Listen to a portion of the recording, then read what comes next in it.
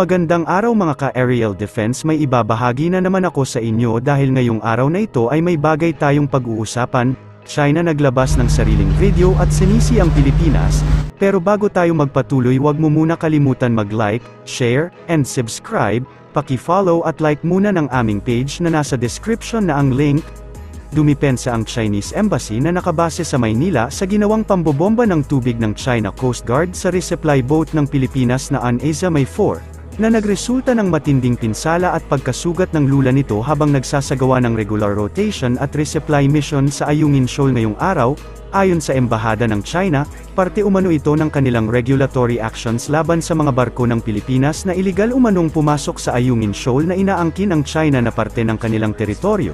Subalit sa panig ng Pilipinas, inakusahan ng Armed Forces of the Philippines at Philippine Coast Guard ang CCG ng pagharang at pambobomba ng tubig sa resupply boat ng Pilipinas, sa kabila naman ng panibagong panghaharas ng mga barko ng China sa resupply mission ng ating bansa.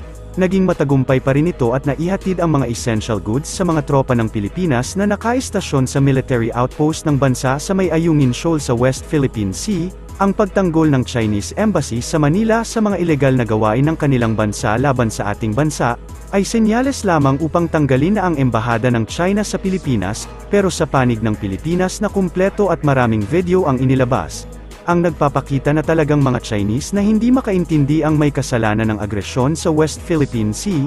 Sa mapapanood niyong video na ito mga ka-aerial, sino nga ba ang totoong gumagawa ng ilegal sa West Philippine Sea? 右退一，右退一。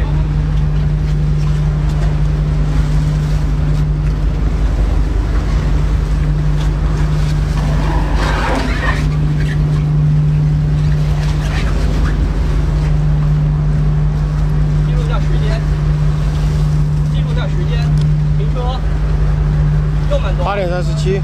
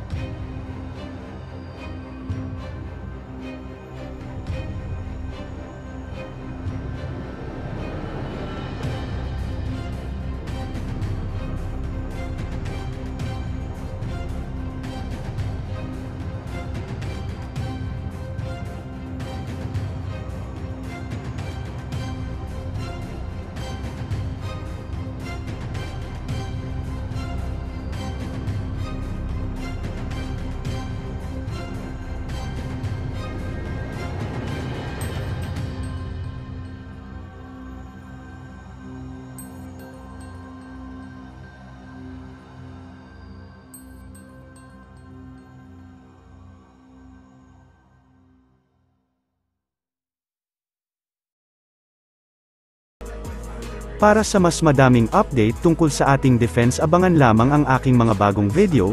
Para naman sa mga gusto magpa-shoutout, mag-comment lamang po at share, paki-follow at like muna ng aming page na nasa description na ang link. Huwag mo na rin kalimutan mag-like, share, and subscribe. Pindutin mo na rin ang bell para updated kayo sa aking mga video.